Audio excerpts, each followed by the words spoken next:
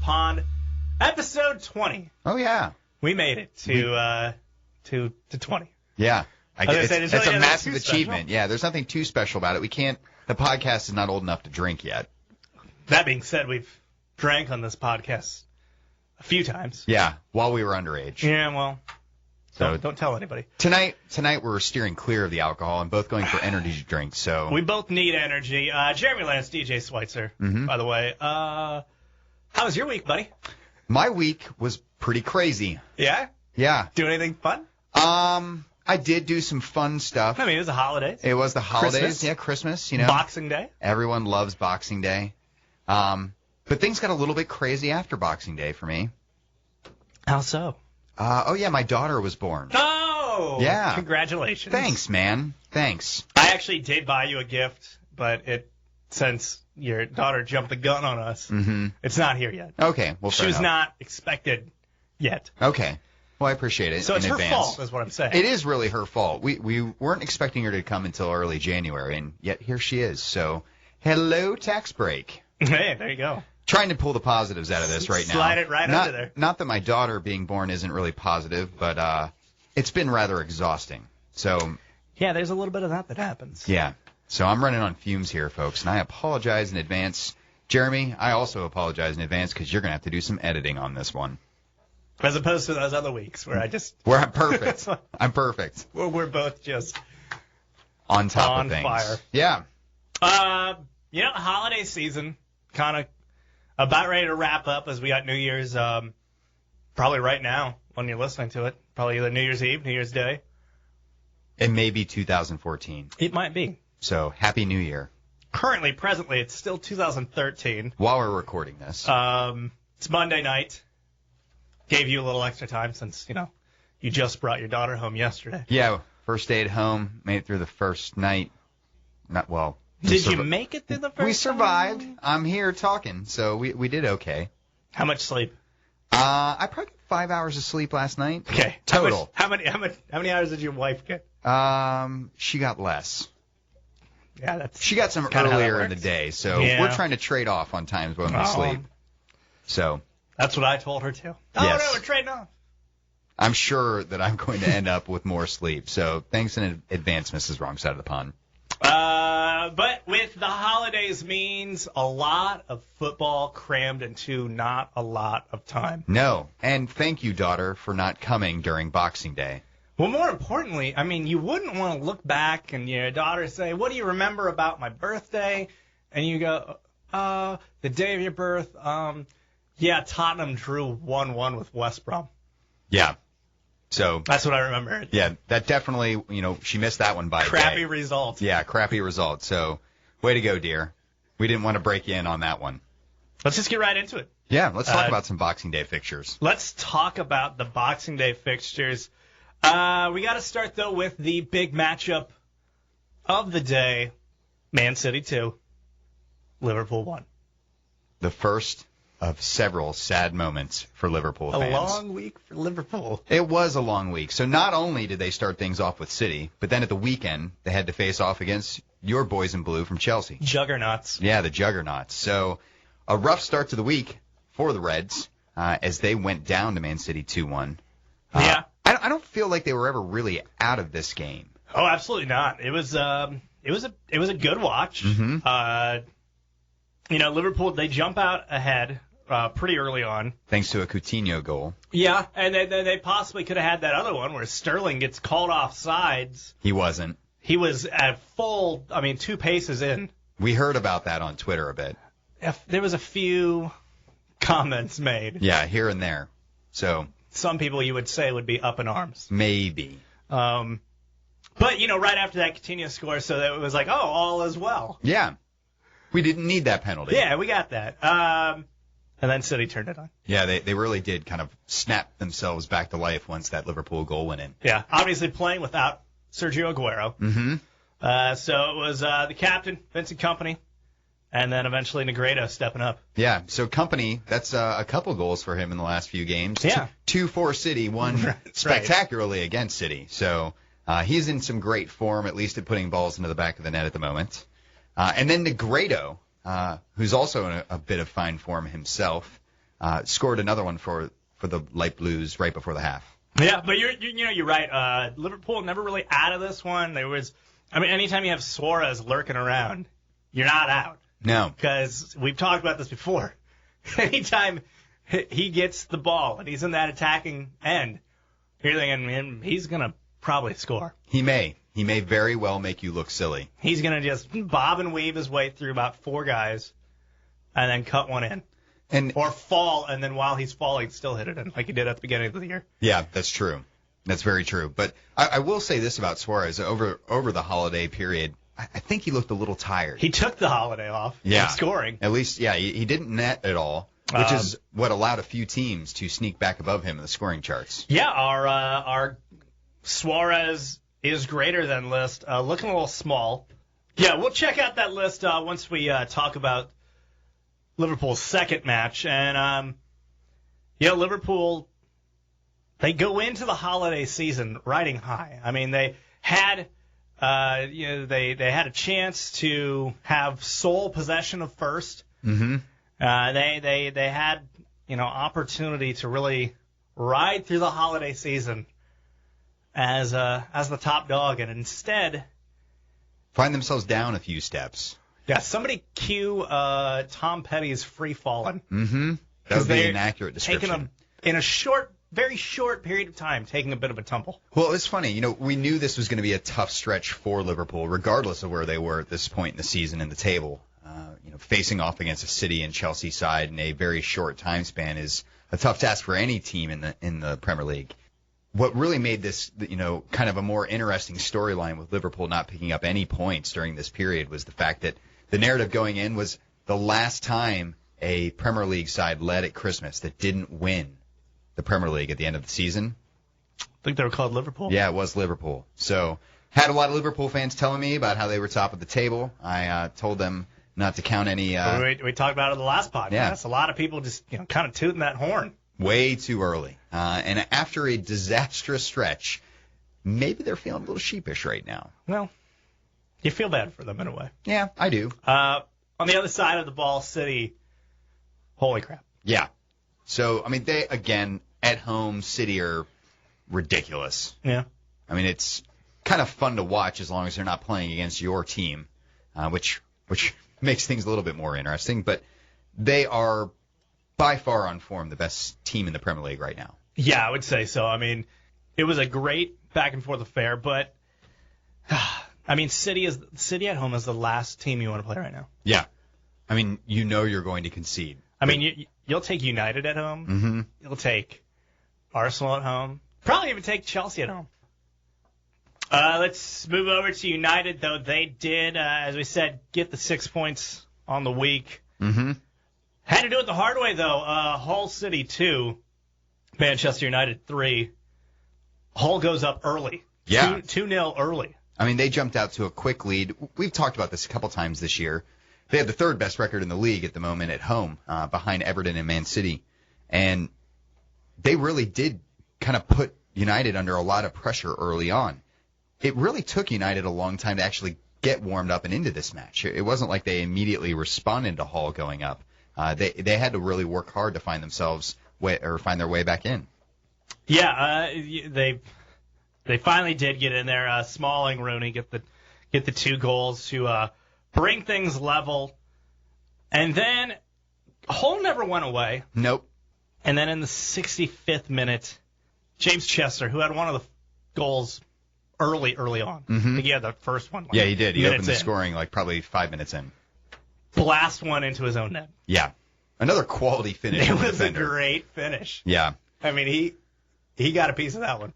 It's very disheartening for Hull to drop those points at home after starting so brightly. Again, they've been a great team this year. I think they're going to continue to push teams that are in the upper echelons of the Premier League this year, both home and away. And Tom Huddleston, and someone we'll talk a little bit more about once we get into the second round of fixtures from the week, has probably been one of the better players in the Premier League this season, too. He's really been the engine of this Hull side, organizes their midfield well, despite being slow as hell, has done a pretty magnificent job playing for the Tigers. So expect bigger things from them this year. I think they're going to continue to be a nuisance. I don't know. The verdict is still out on United, but I think I heard someone say it pretty well that this is a side that, yeah, granted, they can play some great football and they can do a lot with the ball, but with some of the other teams playing the way they are, this is more of a top 4 contender. Right. Instead of a true title contender this year. Yeah, I think it's kind of out of the question right now to expect United to pull themselves back into the title fight. I don't think they are playing or know how to play under Moyes well enough yet to kind of get themselves into that point. Maybe in a few years. They do have a lot of young, bright prospects still within their ranks and people that can mature and pick up their games. But they definitely need to find themselves. But you're right. We're looking more at a top 4 type finish as opposed to pushing for the 1 or 2. Chelsea 1, Swansea 0, and that's exactly what this was. It was ho-hum in a way that it didn't need to be. Eden Hazard with the only goal. A nice one. Yeah, just crashed it. Just launched it straight at the goalie. Yep. Chelsea had opportunity after opportunity. And Samuel Eto'o crapped away every single one of them. Yeah, he did. I mean, he had some beautiful chances on goal with these point-blank range shots and these great crosses, and he couldn't do it. No. Every single one of them. He really, this game of the 2, he was particularly off, seemed like he had a couple things misaligned. He couldn't quite find his passes. His shots weren't quite as crisp. Couldn't really find the target at all. Looking like an old man a little bit. Well, he is kind of an old man. Well, he is an old man, but he was was really looking like one. So showing that age. It's weird. Eto'o was a top-class striker, one of the top 3 or 4 strikers in the world for a good 5 years, especially during his stretches at Barcelona and Inter.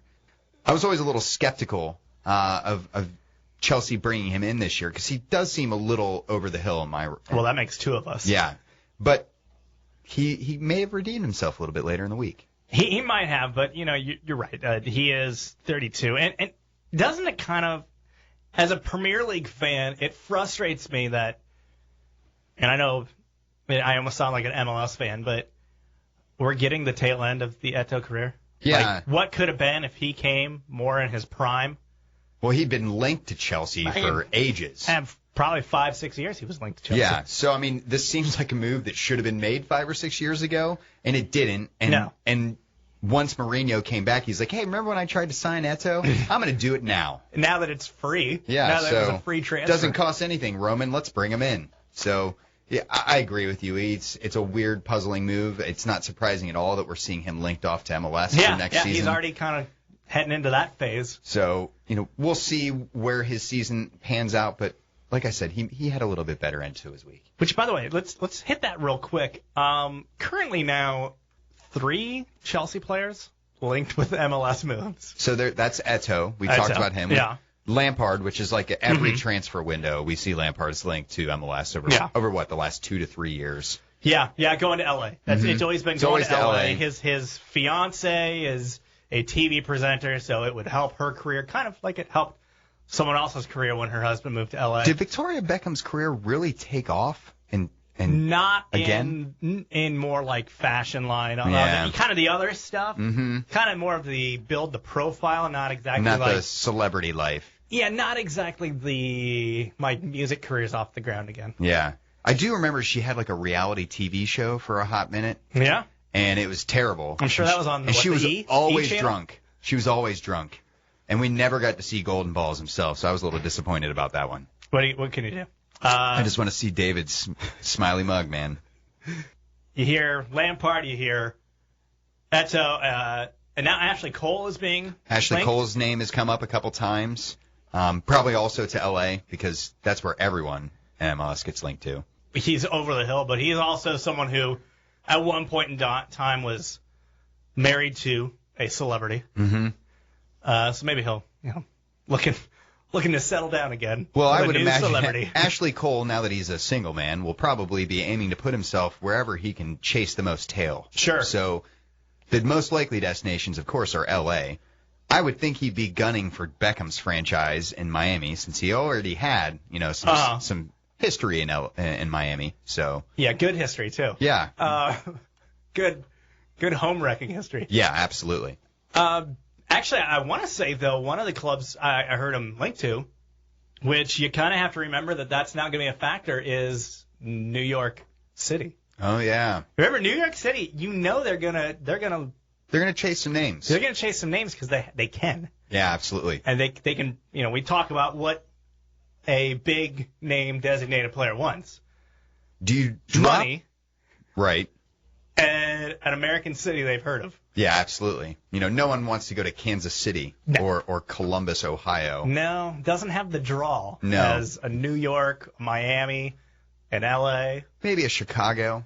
You could see that sold. Maybe. I feel like Chicago should have a little more buzz to it than it does. I don't know. They tend to always go after Latin players. Well, I mean, for Europeans, it's never going to be as good as America's penis, which they always seem to be drawn to. They do love America's penis, Florida. So, it'd be interesting to see him go. I do wonder, do you spend DP money on someone like Ashley Cole? A guy that could very well bring negative headlines to your club, either from sexting or from shooting staff members. Are you saying do you or do you have to? Well, I would say you have to if you're going to bring him in. He's not going to play for $35,000. No. He's definitely not going to be taking, base MLS salary. But I don't know that you want to buy an aging defender with a history of, scuffles with. Hey, he just, he had himself a cool pellet gun, and he just wanted to try it out in front of the boys. Yeah, I mean, he happened to shoot at a few members of the training staff, I believe. Yeah, and he connected with one of those shots. Yeah, he did. Well, so it's practice. Well, that's true. He was definitely given a little slap on the wrist for that one. So I don't know. Maybe he would be an interesting person to be linked off to MLS. I don't know that I would want my team signing him up. He seems like a scumbag, but yeah. What do you want? That's true. He's a European sports star. Mm-hmm. What were you expecting? Well, I mean, it wasn't long ago that he was being linked to PSG. So welcome to MLS, buddy. I think it sounds like Terry might be taking that job. Perhaps. Moving on, Arsenal gets the win. But it was looking dire for a while there. West Ham 1, Arsenal 3. Mm-hmm. West Ham jumping out to an early lead. They did. They nicked one right there at the half. And then clock kept going. He kept going. Well, are they going to pull this off? Arsenal's bringing the house. West Ham basically parking the bus. Are they going to hold? Are they going to hold? Well, we all knew they weren't going to hold. They weren't going to hold, and they didn't hold. No, and they didn't. And it was a quick burst of goals from Theo Walcott. Yeah, scored 67th and 70th. Yeah, so really quickly putting the Gunners into the lead after really struggling in the early opening period of the match. And then they finally finished it off as well with Lucas Podolski back from injury after a long time out, getting a goal and an assist in this match. Yeah, he helped out on one of the goals. So Arsenal back at the top of the table, despite. And they get a little bit of their depth back with Podolski now healthy. Yep. So it gives them another option up front where we've been talking about a little weak. So good to see him back unless you're rooting against the Gunners. All right, let's get to the moment that almost ruined your child's birth. Tottenham won. West Brom won. So I'm going to sound like a broken record here. Spurs once again dominate a match. How to be over here eating honey roasted peanuts. Well, enjoy those. Spurs once again dominated a match, created few chances with all that dominance, scored an otherwise really nice free kick goal from Christian Eriksen. Made both SportsCenter and Fox Sports Live's Plays of the Week. Ooh, which is pretty rare. Yeah. Pretty rare for club soccer getting free kicks on there. So excellent free kick. But before we even had time to celebrate that goal, we conceded to West Brom's Martin Olsen, who is 2 minutes later. Yeah, 2 minutes later. So their center back notching a goal against us. And it was just typical Tottenham. No one paying attention on a set piece, Olsen slipping in and heading home. And it was just the kind of thing that frustrates the hell out of you because we're not going to get any chances that we're going to finish later on in the match. So yeah, this is a side that has struggled to score goals. Yep. You kind of know going into a match for Tottenham, you get 1 or 2, and that's going to be about it. So you better lock it up defensively. Yeah. Now it was Sherwood's, kind of swan song in the Premier League. Again, we're seeing the 4-4-2 out of him. Adebayor still up top, kind of playing old Harry Redknapp football, a little bit more directly. Is that what you want? I mean, what is your preferred style they play? I had bought into the AVB vision of playing something along the lines of a 4-2-3-1. I like that because it provides a lot of balance and options, the way you can kind of shift the formation to allow different attacks. 4-4-2 to me is old school, traditional. It's built for playing a little bit more directly out of the back, kind of skipping over the midfielders since you tend to have a numerical disadvantage. So it's a little bit more of a limited formation, but one that a lot of players understand really well because it's what a lot of them grow up playing. I'm not against the 4-4-2. I think Sherwood's done a good job. He's done a great job, actually, of bringing in youth players so far. And some not-so-youthful players. Yes. Adebayor, The rebirth. The rebirth of an old man from Togo. So not the best way to start off my Boxing Day and Christmas period. No, not really. I mean, you see West Brom on the schedule, you always think that should be 3 points. Yeah. That should be 3 points. Yeah. And we talked about it last week about the matches that matter at the end of the season when you're looking at why you finish where you are. The matches you should have had 3 points at. And drop points to West Brom at home. The points left on the table. Qualifies. So, yeah, it was frustrating for sure. Another club probably frustrated with their Boxing Day, especially a certain member of that squad. Everton 0, Sunderland 1. Talk about dropping 3 points. At home. And, boy, things came off the tracks early. Yeah, this game was a hot mess. Well, yeah. And it becomes a hot mess when your stud keeper leaves the game 22 minutes in. Yeah, so Howard given a red card. Yeah. And rightly so. Fair. Yeah, it was fair. He didn't really protest it, so you could see that he kind of understood, hey, man, I was the last man back.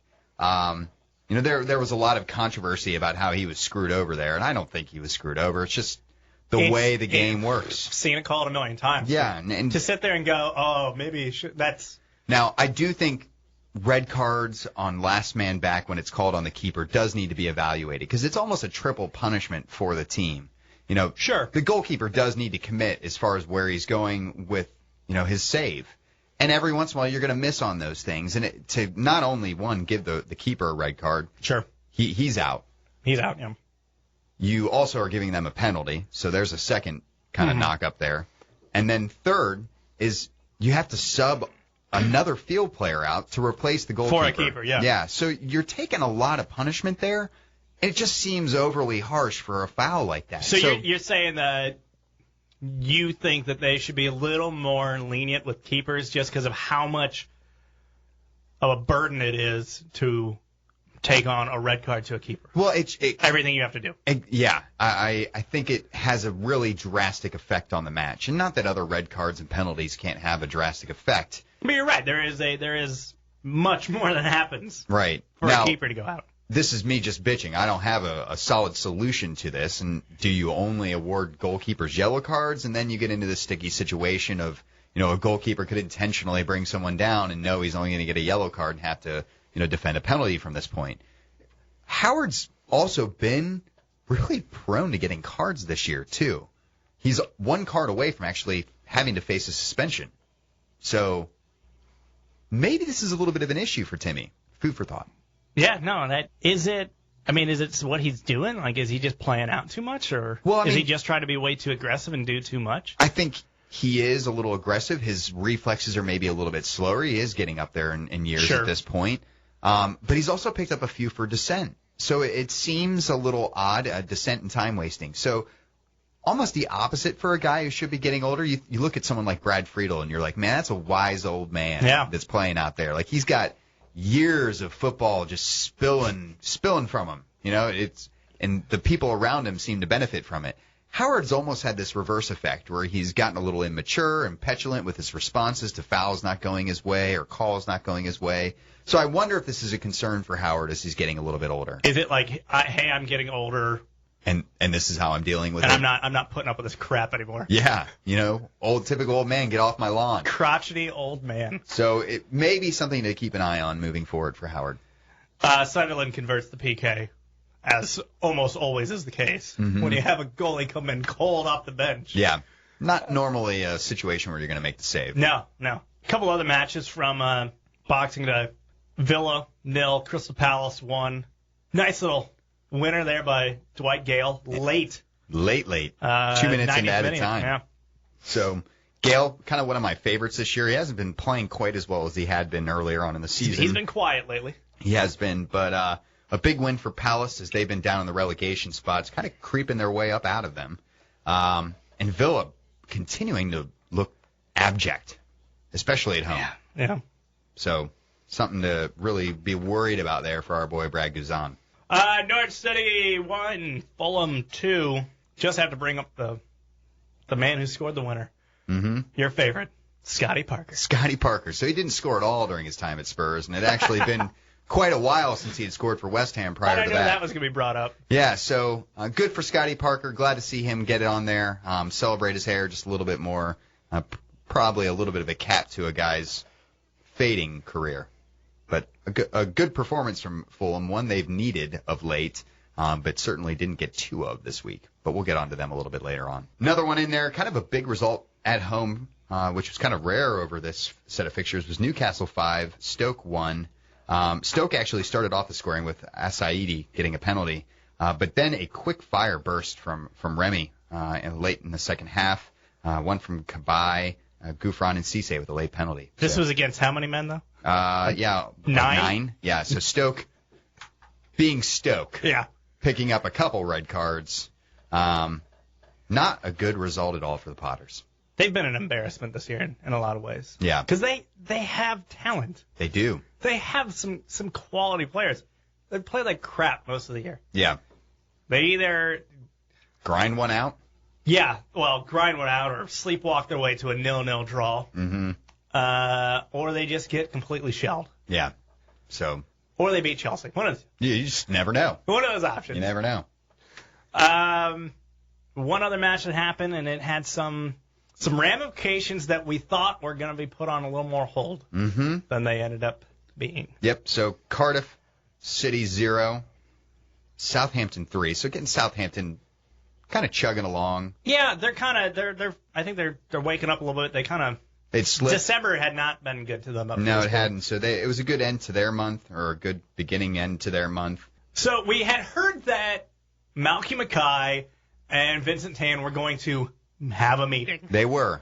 And from all accounts, it seemed like that initial meeting went pretty good. Good enough that he was there on Thursday. Yeah, and remember, prior to this match and prior to last weekend's match. Right, the Liverpool match was going to be the death nail. Yeah. Because Vincent Tan emailed him. Mm-hmm. Properly, and he AOL instant messaged him and said, either resign or we'll fire you. We'll sack you. Yeah, but Mackay's luckily had an away message up, and it popped back, screw you, Vincent.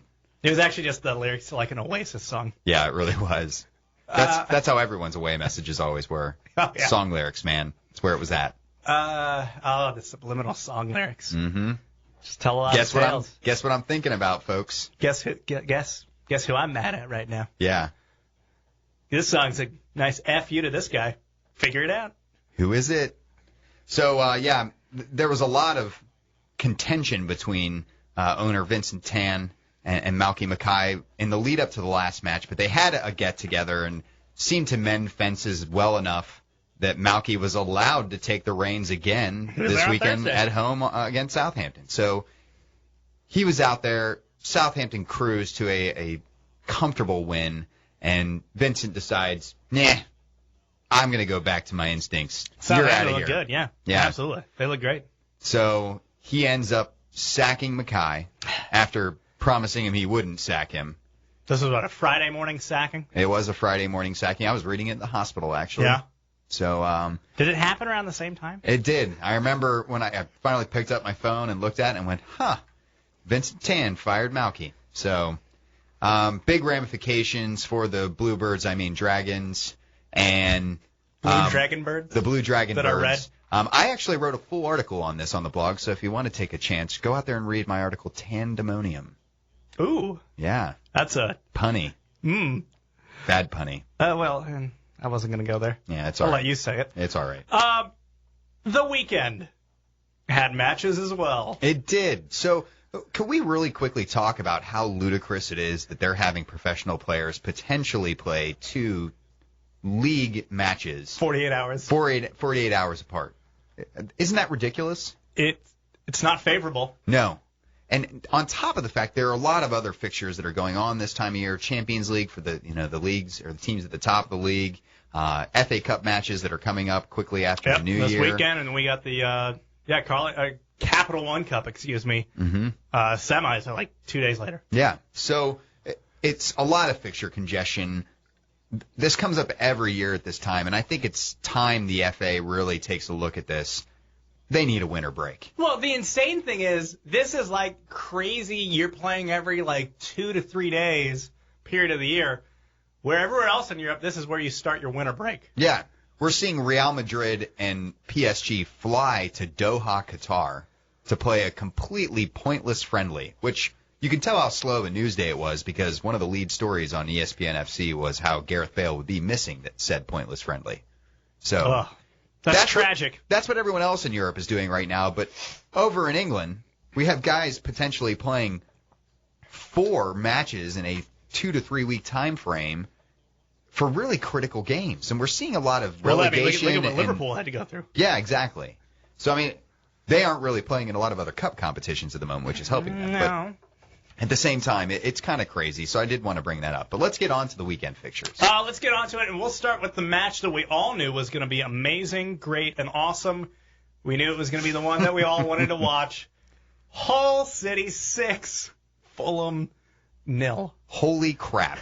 The craziest part about this is all 6 of those goals were in the second half. Yeah, this was stalemate. So it was exactly the type of match you might expect from Hull City and Fulham. They were at loggerheads at halftime. But then Hull, a team I talked about a little bit earlier on as being a potentially dangerous side, unleashed a ass-kicking upon the Cottagers. And probably the best part of this is that we finally get to see Tom Huddleston cut his hair. Literally, we got to see it. Yeah, it happened. He came over, and one of the trainers came and buzzed off a section of the mane he'd been growing since almost a year and a half ago. They let it just hang out there on the pitch, which is gross. It looked like there was someone ran over an animal. Yeah, and it was definitely enough hair to be an animal.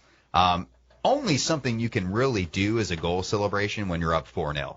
Was it you that pointed that out? Yeah. Do you do this if you're down 2-1? I don't think you can, because if you're pulling your team back into a match and you got more to go, there's no time to run over to the sideline for a fucking haircut. So anyway, a haircut's a haircut. I thought it was kind of a disrespectful move. I laughed at it. The rest of the haircut is going to charity, I believe. Yeah. So they picked up the dead animal on the ground, and I don't know if that part's going. Well, you don't know that. So they're auctioning that off for some creep to buy on eBay or something. Fulham looked worthless. Worthless. Did this firing of Jol and Meulenstein bringing Meulenstein in really work out that well? I saw someone tweet out, Jol out. Oh, wait. We've already done that. We're out of options. So they're looking terrible. In between the fixtures, kind of the interesting news that came up with Fulham is they brought in more coaches that could potentially be the replacement for the manager that's currently in place. You think Meulenstein's kind of onto that? Because he's like, wait a minute, that's what they did with me. What are we going to do? So Alan Kirbishley, the always there to try to save a team from relegation, but would be fine to have him in the championship manager, brought in as an assistant coach, as well as coaching ex-Chelsea assistant coach Ray Wilkins back out of the box. Not enough coaches. Yeah. More coaches. So I wouldn't be shocked at all if we see Curbs take the reins before the end of the season. Call it right now. Did they drop? I think it's for sure that Fulham are going down this year. I mean, I don't know what their financial situation is. Do they have any ability to do anything in January? I mean, they have money to spend, I think, but I don't think an owner that's particularly keen to spend money. Jol did spend quite a bit in his last, and he brought in a lot of players that had Premier League experience, but they're all kind of Yeah. I mean, we do know of one move they're making. Mm-hmm. They're bringing in Dempsey. Yep. So to Dempsey's go down coming with the in boat. for 2 months. He's going to come in and try to rescue them. Dempsey, I think it's going to be good for him to be home, and he's going to provide a boost for them. Very well liked at Craven Cottage as well. Mm-hmm. But I don't expect them to make any huge moves, but they're going to need to do something. And I don't even know where to begin to tell you for them to go. But something needs to be done in January. Otherwise, though, Hull City, I mean, great win for them. Mm-hmm. William Wilberforce would be proud. I was looking up famous people from Hull. Mm-hmm. That was the only guy I came up with. Interesting. William Wilberforce. Yeah. Helped abolish slavery in England. Mm-hmm. Another match that you thought to yourself, should I watch this? Yes, you should have. West Ham 3, West Brom 3. A fun back-and-forth match. Mm-hmm. That's what I wrote down here. I actually had the same thing written down. Well, there you go. How about that? But there was some not fun things that happened. Controversy swirls. Yeah. Nicholas Anelka, we were waiting for him to finally break the duck, get the duck off his back, as Gary Cahill will say. Wordsmith. And score his first goal for West Brom, and it happened. He got 2, actually. Yeah, he got 2, and on the first one, boy, we kind of regretted that whole situation happening. Yeah, so he had a celebration that caused some controversy, and I think you've got some background on this. Yeah, it's called the Quinelli, or Okay. Quinel gesture. Basically, some guy, Deudane Mumbala. So nice they said Mumbala twice. Yeah. French humorist and activist. And when I think humor, I think anti-Semitism. Whoa. Yeah, that's what he is. Okay. Apparently. He has 8, I believe, counts, charges, as you can be charged in Europe for being a racist, homophobe, or an anti-Semite. Mm-hmm. Those are actual charges that can be brought against you. He has got 8 against him right now. And that's the gesture, the Quinel, if we will. Quinel gesture is something he invented, essentially. It's where one arm straight down, the other arm kind of comes over, kind of in almost a Nazi salute-style way, and kind of hits right at where the short sleeve would end. Yeah, so right mid-bicep. And that's what Anelka did after his first goal. So a lot of people quickly said this is anti-Semitic. A lot of Jewish organizations came out. Anelka goes, oh, no, I'm just supporting a friend. Well, he was supporting this guy, this French humorist activist guy. Who's been charged. With anti-Semitism. So he's supporting him in his fight against anti-Semitism charges? I guess. I don't know if that's the side you want to be on. Yeah, so whatever the Mr. case Anelka. may be, it was a poor choice. He's promised the club he's not going to do it again. Yeah, they've asked for a full explanation. We also found out that Sami Nasri has been caught doing said Quinel. Yeah, Mamadou Sakho from Liverpool. Yeah, he also said he was duped. Of course, he was standing with the Mumbala guy while he was doing it in the photo. And then it's not even a soccer thing. It's just a French athlete thing, apparently. The NBA's Tony Parker is now in trouble for it as well. So Frenchies do it quite often, it seems like, but definitely something you should shy away from. Yeah, I would say don't do it. Yeah, so it seems like a pretty deep issue. There's a lot to it. Definitely go out and read a little bit more on it. Yeah, Martin Samuel of the Daily Mail had a pretty good article about it. So if you're looking for some more background than we can offer, because we're certainly not experts in French humorism or comedy. I mean, I'm French with my heritage, but that's kind of by way of you're French Canadian. Canada. Yeah, so it's not quite France. Man City 1, Crystal Palace 0. City not looking too hot, especially after their solid performance against Liverpool. Yeah, so this was definitely a game, with them at home, they've been on fire this season, like we were saying earlier. You almost thought this was an away match. Yeah, because this would be an away match performance for them, where they're frustrated, they struggle, and finally they nick one out against this crappy side. Thanks, Checo. Yeah. But Palace, again, another good performance from them after nipping an away win in the earlier portion of the week. So definitely something they can take some heart from. Also help them to climb out of the relegation spots. And Joe Hart got kicked in the face. So take that, Joe Hart. Yeah, suck it, Joe. Norwich 0. Manchester United 1. Basically what we just said about City. Yeah. Very frustrating Manchester United match. Danny Welbeck finally pulls it off in the 56th minute. Mm-hmm. Other than that, bleh. Yeah, I mean, it probably heaps more pressure on Chris Hughton, definitely in the hot seat at Norwich. Oh, yeah. Could potentially, with all the people we've seen exit as of late, be the next manager to go. Speaking of people on the hot seat, Villa won, Swansea City also won. Paul Lambert, Yeah, hot seat? could be in the hot seat as well. Villa floating dangerously above the relegation place is someone that we had talked about earlier on in the season being a potential team to finish in the top half. Yeah, and now you look at them and they're. Imagine if they didn't have Guzan. Yeah. They would be absolute garbage. They'd be in a heap of trouble. And that's what he did for him last year. I mean, you could probably credit Guzan a lot for them staying up this year. Wait, just look at all the clean sheets he's been able to have this year. So Agban Lahore getting the goal there, and a llama. We don't know if it's a real llama or an actual person named Llama, because I didn't watch this. No, it seemed unwatchable, and it looked to be unwatchable. Yeah. Everton 2, Southampton 1. Seamus Coleman, he scores when he wants to. That's 3 in 4 matches. And a spectacular goal from him this match as well. Definitely worth watching if you haven't seen it yet. Lukaku broke his duck. Lukaku also broke his duck, so he was back in the goals. We also got a question in. Did we? We did.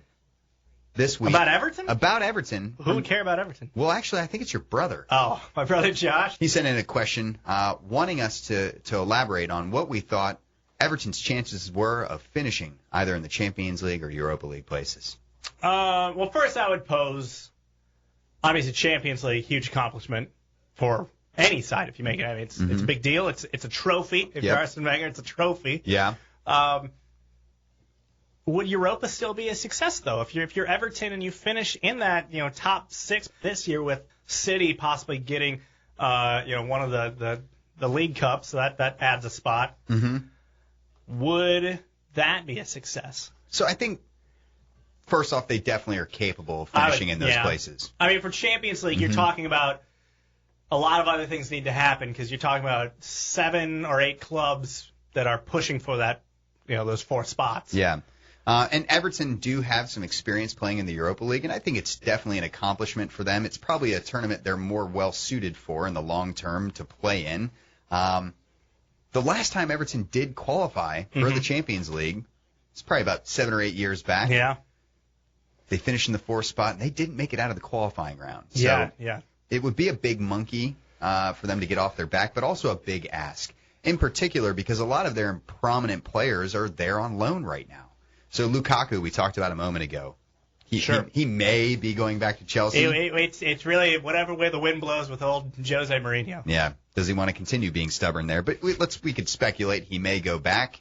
All signs point to stubborn. Yes. Deulofeu, the standout Barcelona product, who's there on loan as well. He does have an option to return for a second loan year spell, but there's no guarantee that he will. And furthermore, Ross Barkley may very well leave either in this transfer window or the summer. So, well, yeah, I mean, it's a story for Everton and clubs like them when they get a hot young talent, the chum's in the water, and all the big clubs are going to try to scoop them up. Yep. And see Fellaini, see Bale, see whoever. Yeah, see Wayne Rooney heading from Everton to Manchester United, and United are the team that are currently being linked the most to Barkley. So if they qualify for the Champions League, maybe they'll keep some of these guys around, maybe they won't. It just seems like it would be a big jump for them to make it into the Champions League. Either way, I think it's a team that, as of right now, is capable of finishing in either of those places. Let's move over to Newcastle 0, Arsenal 1. No Ozil, no Ramsey. There was a bit of a bug going around the squad there. Perhaps a little bad lasagna. Giroud gets the only goal. He kind of, I guess, would you say he's now playing with a little more pressure that Podolski is back? Yeah. I mean, I think they're possibly going to be looking for a striker. Yeah, I mean, they're completely different players as far as the way that they play the striking position, but at the same time, it's an option. Yeah, it's an option for him. Giroud needs that kind of push right now. He's looked a little leggy as of late. Definitely hadn't scored in the last, I think, 7 or 8 matches, so he needed a goal, and he finally got that. Arsenal again, grinding out a win, something that we've said time and time again is really important, even when you're not playing your best to pick up those points. And they're back on the top of the table because of it. Yeah. Moving over to two teams that aren't really worried about the top of the table right now, and it was your NBC 1230 network match of the day. Cardiff City 2, Sunderland 2. Jack Colback with the, I believe, the stoppage time winner. Leveler, excuse me. Other stories, and everything, as always, with Cardiff lately, is about everything that happened outside of the match or around the match. Yep. Obviously, one of the things that was kind of a big deal was Fabio Barini collapsing. Yeah.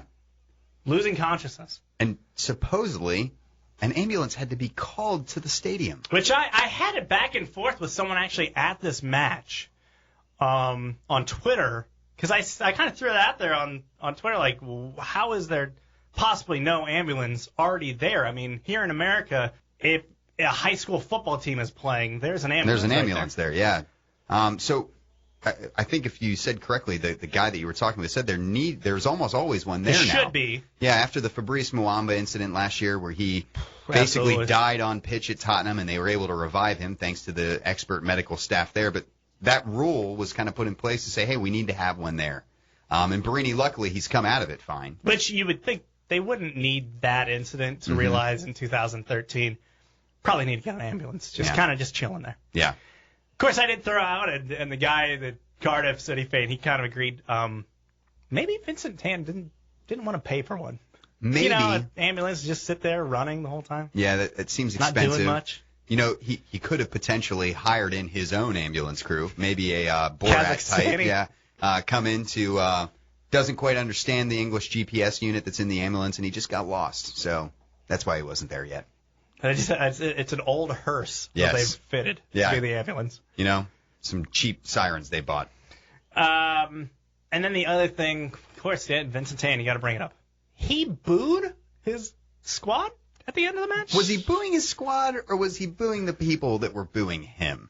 Does it matter? No. He booed, and cameras caught it. Yeah. So definitely Vincent Tan playing the improper bomb villain once again. Just straight up being a dick. Yeah, well, yeah. That's pretty much how he rolls. Yeah. All right, your boys got it done. They gave you a little congrats boost on being a dad. Yeah, gift they did. For you. 3-0 over Stoke. Yeah, so that was enjoyable. Probably the best we've seen Spurs play this season. I've gotten to say that a couple times, but they're improving. Again, playing the 4-4-2. Adebayor still up top. Paulinho back after his 3-game suspension from the red card. Really pulling the strings and looking typically British or Brazilian. But he's out 4 weeks after another clattering tackle from Charlie Adam. He would never hurt another professional athlete. That's what he tweeted out. Yeah, but you don't believe him? What are you saying? Well, I mean, his track record of hurting fellow professionals is pretty long. So if you're gonna say I don't ever want to hurt a professional athlete, you probably shouldn't continually hurt professional athletes. So Charlie Adam, we know your game, but Dembele also had a spectacular individual effort goal. Beat his defender a couple times, and then rocketed home a quick-fire shot to the far post. So that was a spectacular one. But the icing on the cake for me was Aaron Lennon rounding out the scoring after a few weeks of being out injured. The namesake. The namesake of my daughter, Lennon Schweitzer. So thanks, Aaron, for really capping off my week. Did he look at the camera and give you a little wink? He did. That one's for you. It's for you. He did. Did a little heart gesture, and then Gareth Bale sued him for some extra money. So it's copyright infringement. Yeah. So it was a good result for Spurs. I thoroughly enjoyed that. Mm-hmm. Any other matches? I think there was one other match. Oh, that's right. Here it is on my paper. Chelsea 2, Liverpool, just the one. Ooh. Uh-oh. That's 6 points not earned on the week. And that means that they fall from the top to fifth place. Woo. That's for 72-hour time span? That's a bit of a jump. Yeah, it is a bit of a jump. Yeah, especially for all the Liverpool fans reminding us how they were sitting top of the table prior to the holiday break. We told you beeping that horn a little too much. A lot of season ahead of us, so you guys could be back top. You could be. Match one like this, Martin Skirtle got things going early. 3 minutes in, great little goal. Caught Chelsea, caught Czech kind of in a bad place on a corner. Yeah, Chelsea kind of came out of the gates a little slow. Well, they came out slow, and Liverpool was going guns out. Yeah, I mean, they were pressing really high. It's kind of their game plan this year where they're trying to force early mistakes and then carry the lead moving forward, and it worked for them temporarily. Yeah, the second, though, they let off the gas, Chelsea punched the pedal through the floor. And unsurprisingly, it was our boy Eden Hazard. He's just painting masterpieces with his goals lately. Yeah, I mean, that's the only type he scores, apparently. He scores in the 16th. Eto'o gets a nice little deflection goal in the 33rd minute that trickled. It did. Off the hands of Mengele and redemption for his you know what, that back. terror ways earlier in the week. Yeah, he had about 4 of those against Swansea, and they were all gobbled up. Mm-hmm. Or he just completely missed the goal. Yeah. It was interesting selection. I would say Eto'o being one of those interesting selections. This seemed like a match that was tailored for Fernando Torres. It's his former club. He didn't start on Thursday like Eto'o did. Right. And yet, he didn't come on till late in the match. Almost got an extra goal, a screamer in from close range. But Eto'o, not really the guy I would have picked. I like Torres, I've said it before, for some of the bigger matches. I feel like he brings a little something extra, extra effort in some of the bigger matches. Really, the only times he's ever looked great for Chelsea, like he's really just leaving it all out on the pitch, have been the matches against the other big sides. Mm-hmm. No Mata again. Yeah. So it'll be interesting heading into January with him again losing his place in the side. Well, and losing it in big matches. He was not there for the Arsenal match either. Mm-hmm. And losing it to Willian. Interestingly. Was god-awful on Monday against Arsenal. But pretty good in this match. Yeah, pretty solid. He played his role. He didn't try to do too much. He didn't try to make the goals himself, which kind of killed a lot of their offensive runs against Arsenal. Probably his best match in Chelsea blue. Yeah, I mean, not a whole lot of starts to work from, so I guess that's probably the better one. That's true. But everything now, since the match, has turned to Howard Webb, and Howard Webb screwed us, and Howard Webb, man of the match for Chelsea, and all that crap. Yeah. That's what Twitter looks like. Yep. Sounds about right. By the way, Howard Webb doled out 4 yellow cards to Chelsea, only 1 to Liverpool, so yeah. Not sure there's not a exactly bias the shown bias there. Yeah. So this is something that we say time and time again, but it's worth reinforcing. Look, Liverpool fans, you were hard done a couple of times this week. It happens. It happens. Screwed over on the Sterling offside that wasn't offside. Maybe had a penalty shot for Suarez. Suarez kind of has a reputation for diving. And I was trying to explain this to some people. When you're known as a diver, there is a preconceived notion by the refs of we should not give this guy the benefit of the doubt because he is going to go down at the slightest bit of contact. He's going to go down like he just got shot with a sniper rifle. Yep, and this is something that referees do all the time. We saw it last year with Bale. He earned a couple penalties that weren't given when he was absolutely fouled.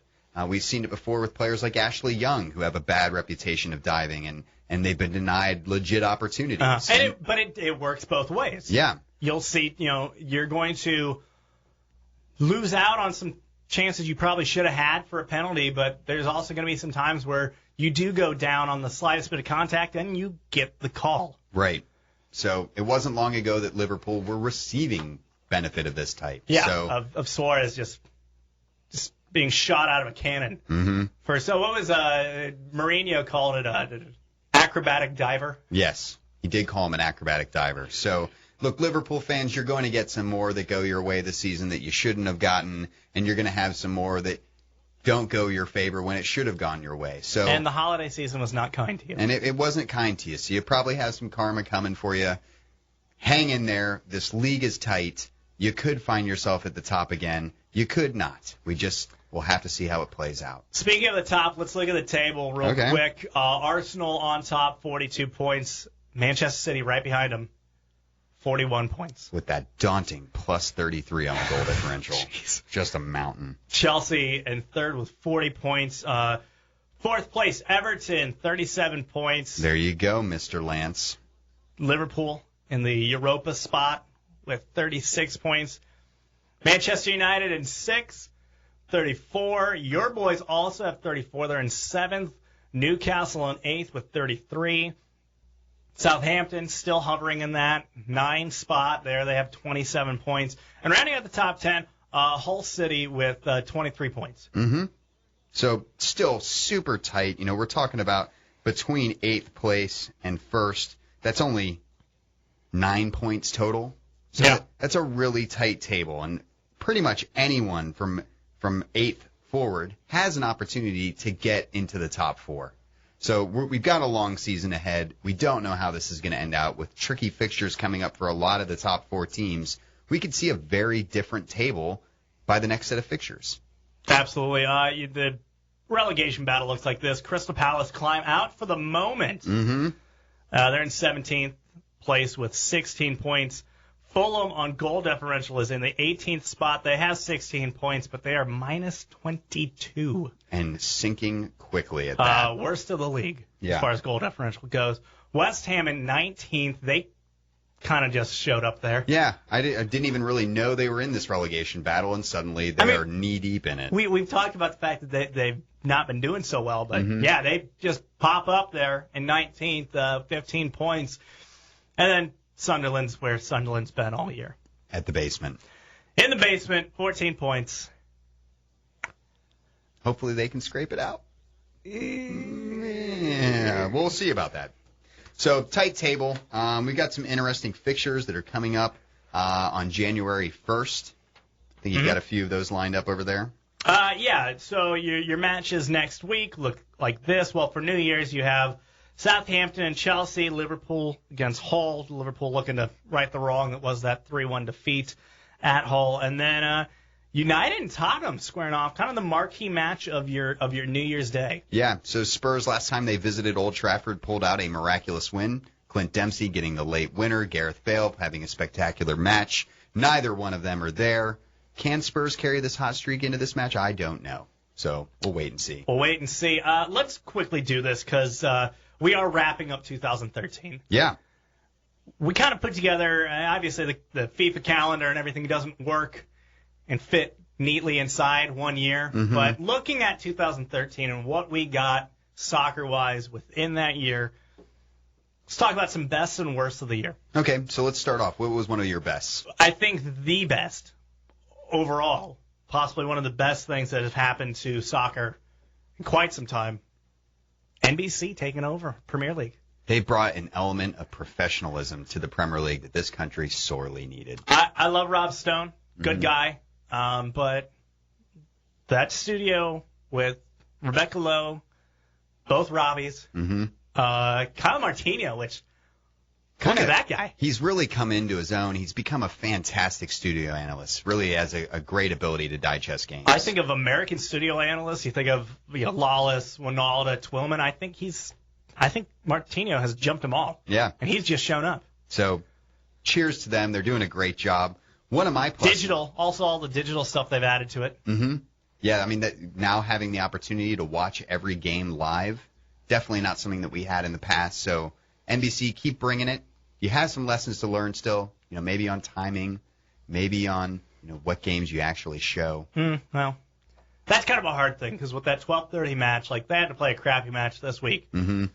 But you can't play earlier matches really on the network because to the affiliates, it's owned by, that time slot pre-noon on Saturdays and Sundays.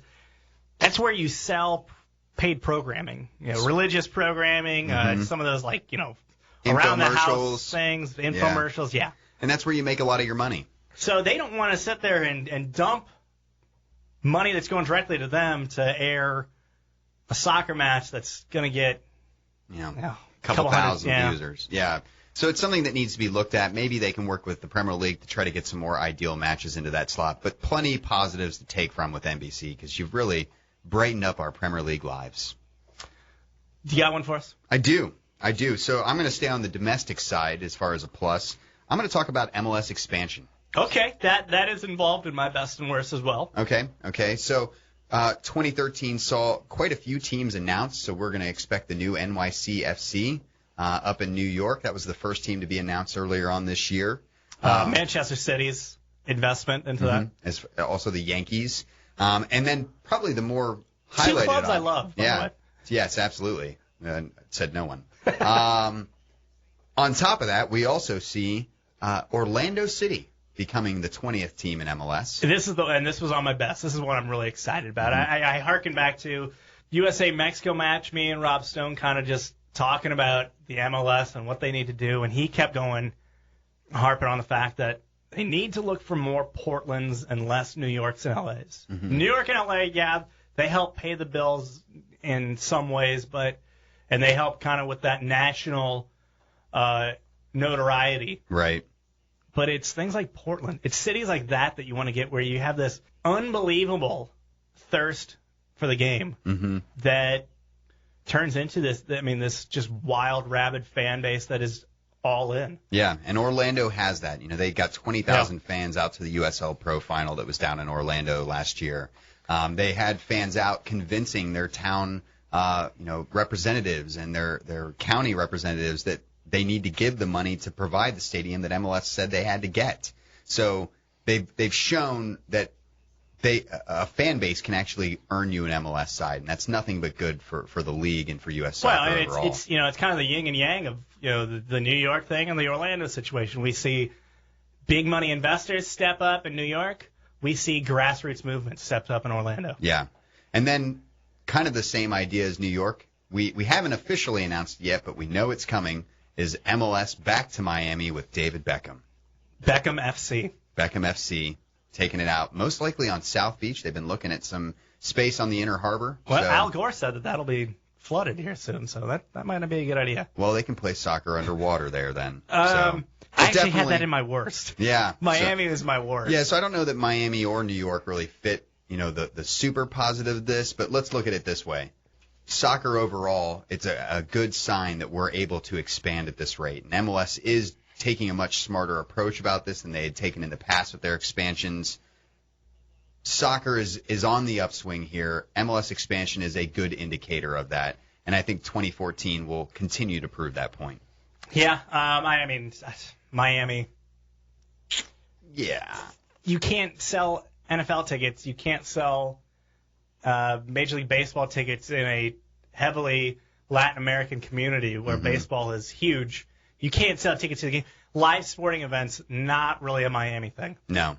So they definitely have a mountain to climb in Miami, whether or not they can do the same thing in New York where there's already a fan base built in. And that's another thing, like, if people are already soccer fans now and they live in New York, they probably already are a Red Bulls fan or they're a Cosmo fan even. Yeah, well, I think what MLS is trying to do is the big complaint about the Red Bulls is their location. And for people that live in Long Island or live in the upper boroughs, it's really tough to get over to Newark to watch a game. Sure. And I think they're trying to tap into that existing fan base that's up there but can't make the trek. So there's room there, but it's yet to see whether we're going to get the positive results out of it that are expected. One of the worst, because it's like, when is this going to be happening again where we get this chance, this opportunity, came so close? What could have been? Graham Zusi, what have you done? Mexico slip into the World Cup. Thanks to his goal. What would have been an absolute disaster year for Mexico gets saved by America. Bet you never saw that one coming. No, that's a plot twist. Anytime you can get an announcer to say, we love you long time, essentially, is just spectacular. So, it would have been awesome to have seen that happen. Probably not the best overall for the U.S. or the Confederation if they had missed out, but it could have been great. Well, especially now, knowing how things turned out with the draw, they got a cupcake draw, fairly good draw. Yeah, oh well. So let's talk about another low point, but actually one that I had on both sets of lists. How's that work? As a positive, Vincent Tan, someone we've mentioned a couple times so far. From a bad side, What he has done to Cardiff. Sure, he's brought them up, but changed their identity. Yeah, no longer the Bluebirds. They're now wearing red. Changed their patch to feature a dragon, which is Welsh. That's I guess symbol. That works. Yeah, but his incompetence with dealing with Malky Mackay and firing him when it was clearly a poor decision. Hiring Borat was bad. Hiring Borat as his booing lead your recruit, team. booing your team or your fans. Yeah, I mean, people call him a Bond villain, but he really is an Austin Powers villain because he's clearly incompetent. Yeah. And really fits a lot better into a comedy role than an actual, this guy could end the world role. So, Vincent Tan. But you said he was also best? Yeah, he's also the best because he provides constant comedy. Oh, sure. He is a cartoon character. Yeah, I mean, he is a cartoon character. So, we laugh at him simply because he's not at our clubs. The best was, I think it was this week, Howler tweeted out a picture of him in his classic, red kit over the shirt and tie. Yeah, over the shirt and tie, tucked into the slacks, and it said, half kit, full wanker. Ha! Spot on. Yeah, he's a joke. Yeah. Speaking of good ownership, though, one of my best is obviously the new leaf that has been turned here in Ohio with the Columbus Crew getting Anthony Precourt taking over ownership from the Hunts. Making a lot of promises for the future. Yeah, I mean, we'll see how a lot of this stuff gets fleshed out down the road, but everything looks on the up and up. Everything looks to be kind of going in the right direction. Yeah, so he's invested in a coach that has experience in Europe, and Greg Berhalter. Mm-hmm. He has promised player personnel to come in. Potentially, one of the players he's bringing in is David Bentley. As like a mascot or a grounds crew? I don't know. He's not currently playing for any clubs right now. So the rumor is he's coming in on loan, for a trial. But there have been a lot of promises. We've got a new brand identity that's going to be coming forward. They're staying with the Crew name, but a new logo is coming down the road. So positive things for the Columbus Crew. Possibly looking to make that move to more of a downtown location with the stadium. Yep. So definitely good news for Columbus. Some lofty stuff, but at the moment, it's all positive. Yeah. He hasn't yet to fail us. Yeah. Well, speaking of Columbus, one of my other positives from 2013 has to be Dos Acero. Oh. So big day for both of us. Yeah, I mean, for me professionally to be able to cover the match and just kind of be behind the scenes of what was such a magical moment, a magical night. Mm-hmm. Being able to meet and talk to some of the players, sit in that Klinsmann press conference, talk to Rob Stone, Roger Bennett, some of these, the big names. The big wigs in this game. It was a really awesome event that probably won't be topped. No. I mean, for Wrong Side of the Pond, we teamed up to throw a tailgate prior to the event with some big names in the industry as well. Free Beer Movement and Sam's Army. The Columbus PD.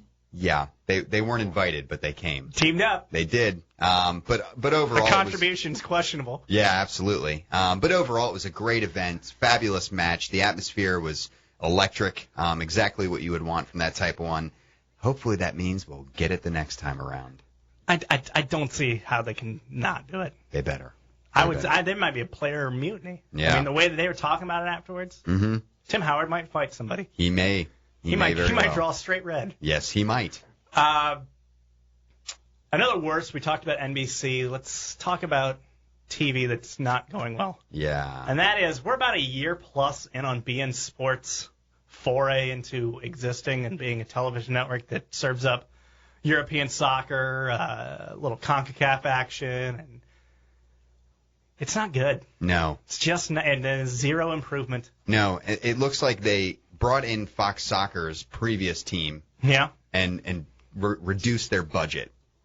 So really poor effort beIN. We expect more from. How many people that are like, I'm a La Liga guy or I'm a PSG guy, like, I don't have to deal with it on a weekly basis, but if that was what I had to deal with to watch my club. You had to hear Ray Hudson screaming at you every match. Every single match. Yeah. So let's look for some improvement in 2014. One other best, though, I did have that I want to throw out there, again, kind of taking it local, is you talked about MLS expansion. Let me talk about local growth with our friends at the Cincinnati Saints coming into existence this year. Mm-hmm. Indy 11 off the ground. They'll be ready to make their start of the new season coming up here. Mm-hmm. Also seeing the Dayton Dutch Lions go through a bit of growth this year as well, bringing in Wigan, which helped to give birth to this podcast. Absolutely. Every episode of this podcast is dedicated to Grant Holt. Because without him, Jeremy and I would never know each other. No, probably not. Yeah. So that's big for them. They're also moving down into the Cincinnati market with a fourth-tier PDL team. May not be the best decision, but that's to be determined if that was good or bad. But soccer is on the growth pattern here in Cincinnati. It's been really good to see that. And throughout the tri-state. Yeah, and throughout the tri-state Indy 11, area.